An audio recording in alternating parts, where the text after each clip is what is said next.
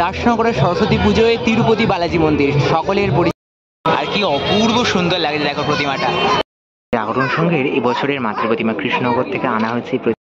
খুব সুন্দর মায়ের মুখ, দারুণ লাগছে, মানে মায়ের মুখটা এত। সকলকে স্বাগত জানাই আরো একটা নতুন ভিডিওতে।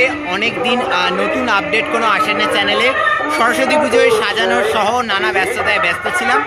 আর আজকে কিন্তু চলে এসেছি আমার শহর হাওড়াতে। হাওড়া দাসনগরের সরস্বতী পুজো একেবারে কলকাতা দুর্গাপুজোর মতোই ব্যাপার। এখানে বড় বড় পুজো হয়, থিমের আদলে মণ্ডপ হয়। আর সেই হাওড়া দাসনগরের সরস্বতী পুজো যারা যারা হাওড়াবাসী তারা তো জানোই এই দাসনগর সরস্বতী পুজো কেমনভাবে সেজে ওঠে। আর আজকের এই নতুন ভিডিওতে তোমাদের সাথে ভাগ করে নেব হাওড়ার দাসনগর সহ কদমতলার বেশ কিছু বিখ্যাত সরস্বতী পুজো আর তাদের প্রতিমা কিভাবে সেজে উঠেছে, কিভাবে মণ্ডপ সেজে উঠেছে, সবটা ঘুরে দেখাবো আজকের এই ভিডিওতে। তো চলো দেখানো যাক। এই মুহূর্তে এসে উপস্থিত হয়েছি হাওড়ার চতুর্দ্বীপে। আর রবীন্দ্রনাথের গীতাঞ্জলি এবং রবীন্দ্রনাথকে শ্রদ্ধা জানিয়ে তাদের এবছরের মণ্ডপ প্রতিমা, অপূর্ব প্রতিমা প্রত্যেক বছর হয়ে থাকে। চলো সামনে থেকে নিয়ে গিয়ে ঘুরে দেখাবো চতুর্দ্বীপের এবছর 25 বছর, এই 25 বছরের উদযাপনে কিভাবে সেজে উঠেছে তাদের প্রতিমা। আর কি অপূর্ব সুন্দর লাগে দেখো প্রতিমাটা। আর প্রত্যেক বছর হাওড়া চতুর্দ্বীপের কিন্তু চন্দননগরের যে মাতৃ মুখশ্রী তার আদলে সরস্বতী প্রতিমার মুখশ্রী তৈরি হয়। চন্দননগর থেকে এই প্রতিমা আসে প্রত্যেক বছর। আর এই যে সাজ, এই সাজ কিন্তু অপূর্ব লাগছে। এখানে দেখো লেখা রয়েছে হাট্টিমা টিম টিম তারা মাঠে পারে ডিম, চাঁদ উঠেছে ফুল ফুটেছে, রবীন্দ্রনাথকে শ্রদ্ধা জানিয়ে। এবং এই যে সুন্দর সুন্দর বাচ্চাদের ছোটবেলার অনেক জিনিস দিয়ে কি সুন্দর সাজ নিয়ে সেজে উঠেছে হাওড়ার চতুর্দ্বীপের এই অপূর্ব মাতৃ প্রতিমা। এই মুহূর্তে রয়েছে হাওড়া কদমতলা ভাই ভাই সংঘের প্রতিমার সামনে। আর দারুণ লাগছে ঠাকুর। আর লাইটটা একটু ফ্লিকার করছে। এই মুহূর্তে রয়েছে সাঁতরা। আর কি অপূর্ব লাগছে মাতৃ প্রতিমার মুখশ্রীটা। লাইটটা একটু ফ্লিকার করছে, একটু অসুবিধা হতে পারে। দারুণ লাগছে। টোটাল প্রতিমাটা কিন্তু অসাধারণ ডাকের সাহায্যে সাজানো হয়েছে, দারুণ লাগছে। উপস্থিত হয়েছি হাওড়া দাসনগরের বিখ্যাত সরস্বতী পুজো দর্শনে। আর এখানে দেখো দারুণ লাইটিং এর গেট করা আছে। আর জ্যামের অবস্থাটা দেখাই, রাস্তায় মারাত্মক পরিমাণে ভিড় রয়েছে এইখানে। আজকে সরস্বতী পুজো, আজকে 2 তারিখ 2রা ফেব্রুয়ারি। আর ভিড়ের অবস্থা, রাস্তায় জ্যামের অবস্থা কিছুটা এইরকম। আচ্ছা, এই মুহূর্তে আমরা চলে এসেছি দাসনগর তরুণ সংঘের মাঠে। আর দাসনগর তরুণ সংঘের এই যে বিরাট মাঠ, সেই মাঠে কিন্তু প্রত্যেক বছর তাদের সরস্বতী পুজো হয়ে থাকে। আর প্রত্যেক বছর কিন্তু একটা যে থিমের সরস্বতী পুজো সেটা উপহার দিয়ে থাকে তরুণ সংঘ। এবছরের যে ভাবনা আমি এখানে দেখতে পাচ্ছি মানত, আর এই মানত ভাবনাকে কেন্দ্র করে কি সুন্দর তাদের এবছরের যে মণ্ডপ সেটা সেজে উঠেছে। চলো ভেতরের দিকে যাই, প্রচুর মানুষ রয়েছে। আর চলো, আচ্ছা তরুণ সংঘের মণ্ডপের ভেতরে ঢুকে গেছি। এই মানত থিম, মানত ভাবনা, সেই মানত ভাবনাকে কেন্দ্র করে সেজে উঠেছে তাদের মণ্ডপ। আর আজকে কিন্তু 2রা ফেব্রুয়ারি প্রাথমিক পর্যায়ের সরস্বতী পুজো বলবো, কারণ কালকে এখনো সরস্বতী পুজোর আরও একটা দিন রয়েছে। আর এখানে মোটামুটি এইভাবে মণ্ডপটা সেজে উঠেছে, দারুণ লাগছে টোটাল জায়গাটা কিন্তু। আর চলো এবার তোমাদের প্রতিমা দর্শন করাই। প্রতিমা দর্শনে কিন্তু ভালো রকম ভিড় রয়েছে। এবার সামনেটা যাওয়ার চেষ্টা করি একটু। দাসনগর তরুণ সংঘের এই বছরের মাতৃ প্রতিমা অপূর্ব লাগছে, ঠাকুরটা কিন্তু অপূর্ব। মায়ের যে সাজ, টোটাল সাজটা দেখো কি সুন্দর দেখতে লাগছে। একদম যে সরস্বতী পুজোর বাসন্তী রঙের শাড়ি পরে মা অধিষ্ঠান করছেন এখানে।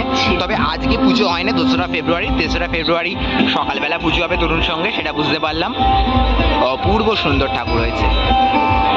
এইখান থেকে দেখাচ্ছি টোটাল মণ্ডপটা তরুণ সংঘের এবছরের মানত ভাবনার মণ্ডপ ঠিক এইভাবে টোটালটা সেজে উঠেছে। আর মাঝখানে এরকম একটা পাঠ রয়েছে। এখানে দেখো এই যে মানত, আমাদের জীবনের বিভিন্ন অঙ্গনে যে আমরা মানত করে থাকি বিভিন্নভাবে, সেটাই উঠে এসেছে। দাসনগরের সরস্বতী পুজো একেবারে জমজমাট ভাবে সেজে উঠেছে। আর এখন কিন্তু গান বাজছে, সাউন্ড একটুখানি আস্তে আস্তে হয়তো। আর ভিড়ের পরিমাণটা যদি বলি, দারুণ পরিমাণে ভিড়। আজকের সন্ধ্যা একেবারে দাসনগর সরস্বতী পুজোতে জমজমাট। হাওড়াবাসীরা তো জানোই এই দাসনগর সরস্বতী পুজো হাওড়াবাসীদের কাছে একটা আবেগ ভালোবাসার সমান। আর দাসনগরের সরস্বতী পুজোয় তিরুপতি বালাজি মন্দির সকলের পরিচিত সেই তিরুপতি বালাজির মন্দির আবারও কিন্তু এই হাওড়ার দাসনগরের সরস্বতী পুজোয় সেজে উঠেছে। আর বাইরে থেকে কিছুটা এরম লাগছে, একেবারে কিন্তু সুন্দরভাবে সেজে উঠেছে। আর বিরাট মাপের মণ্ডপ হয়েছে এবছরে কিন্তু এভারগ্রিন ফ্রেন্ডসে। চলো ভেতরে যাওয়া যাক, ভেতরে গিয়ে তোমাদের সবটা ঘুরে দেখাই। এসেছি দাসনগর এভারগ্রিন ফ্রেন্ডসের এবছরের প্রতিমা দর্শনে।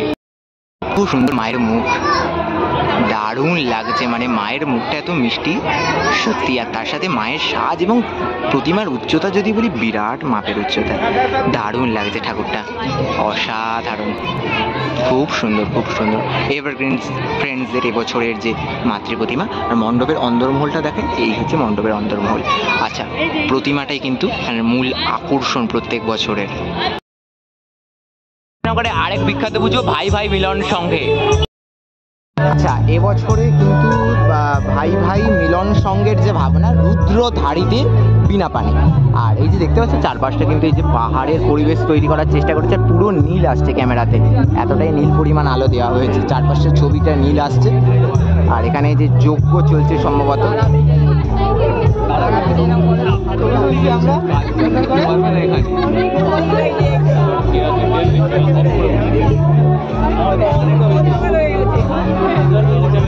তো এই হচ্ছে মোটামুটি মণ্ডপটা।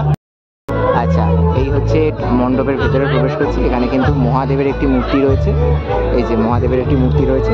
প্যান্ডেলে ভালো রকম ভিড়ও রয়েছে। চলো প্রতিমা দর্শন করাবো। প্রতিমাতে কিন্তু প্রত্যেকবার একটা চমক থাকে। কৃষ্ণনগরের প্রতিমা হয় ভাই ভাই মিলন সঙ্গে। আর এই যে দেখো, এই হচ্ছে ভাই ভাই মিলন সঙ্গের এই বছরের মাতৃ প্রতিমা। ব্রহ্মাকে নিয়ে মা সরস্বতী অবস্থান করছেন, সাথে বাঘ রয়েছে, হাঁস রয়েছে, ইঁদুর রয়েছে। আর এখানে এই যে ছোট্ট সরস্বতী প্রতিমা, যেটার পুজো হয়েছে। আর এই প্রতিমা কিন্তু কৃষ্ণনগর থেকে আনা হয়েছে। কৃষ্ণনগরের সেই অপূর্ব প্রতিমা, যে প্রতিমা দেখলে কিন্তু মন ভরে যায়। মাটির পুতুলের শহর কৃষ্ণনগর থেকে আগত প্রতিমা, দারুণ লাগছে ঠাকুরটা দেখতে কিন্তু। এই মুহূর্তে চলে এসেছি দাসনগরের অন্যতম খ্যাতনামা যে ক্লাব জাগরণ সংঘের পুজো দেখতে। আর জাগরণ সংঘ হচ্ছে এই হাওড়া দাসনগর চত্বরের মানে অন্যতম বড় মাপের সরস্বতী পুজো করে থাকে এবং অন্যতম খ্যাতনামা পুজোর মধ্যে একটি। দাসনগর জাগরণ সংঘের এবছরের মণ্ডপ দারুণভাবে সেজে উঠেছে। সরস্বতী পুজোকে কেন্দ্র করে কিন্তু প্রত্যেক বছর তারা নতুন নতুন চমক দিয়ে থাকে। আর একদম মণ্ডপের বাইরে রয়েছে, ভেতরের দিকটায় যাব, গিয়ে ঘুরে দেখাবো। আচ্ছা, এই হচ্ছে একদম পুজো প্রাঙ্গণ, মণ্ডপ প্রাঙ্গণ, ঠিক বাইরে থেকে এমনটি দেখতে লাগছে। দারুণভাবে সেজে উঠেছে। বাংলার যে বিভিন্ন যে গরুর গাড়ি থেকে শুরু করে যে গাড়িগুলো রয়েছে, হাতি রয়েছে, বিভিন্ন নকশা কল্প, বাংলার হস্তশিল্প সমস্ত কিছু দিয়ে দারুণভাবে সেজে উঠেছে। এবার চলো ভেতরের দিকটাতে যাই। প্রতিমায় কিন্তু মূল আকর্ষণ থাকে জাগরণ সঙ্গে কৃষ্ণনগরের প্রতিমা, যেটা প্রত্যেক বছর মন কেড়ে থাকে দর্শকদের। আর এই হচ্ছে একেবারে মণ্ডপটার ভেতরের দিকটা, অনেকটা জায়গা জুড়ে এবছর কিন্তু মণ্ডপটা হয়েছে। চলো, জাগরণ সংঘের এবছরের মাতৃ প্রতিমা কৃষ্ণনগর থেকে আনা হয়েছে। প্রতিমা অপূর্ব সুন্দর, সেই কৃষ্ণনগরের মাটির প্রতিমা, দারুণ লাগছে। মায়ের সাথে কিন্তু একদিকে গৌরনীতাই জগন্নাথ দেব, আর একদিকে কিন্তু গৌরনীতাই ও কৃষ্ণকে দেখতে পাচ্ছি। শ্রীকৃষ্ণ জগন্নাথ দুজনকে একসঙ্গে নিয়ে মা সরস্বতী এক চালচিত্রে অবস্থান করছে।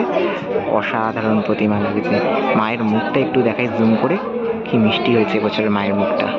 দাসনগর, কদমতলা এই সকল সরস্বতী পুজো তো দেখলে, এবার আমাদের কোচিংয়ে সরস্বতী পুজো কীভাবে সেজে উঠেছে সবটা দেখাবো আজকের এই ভিডিওতে। এই সকল পুজো দেখলে এবার চলো দেখাই আমাদের কোচিংয়ে সরস্বতী পুজো কীভাবে সেজে উঠেছে।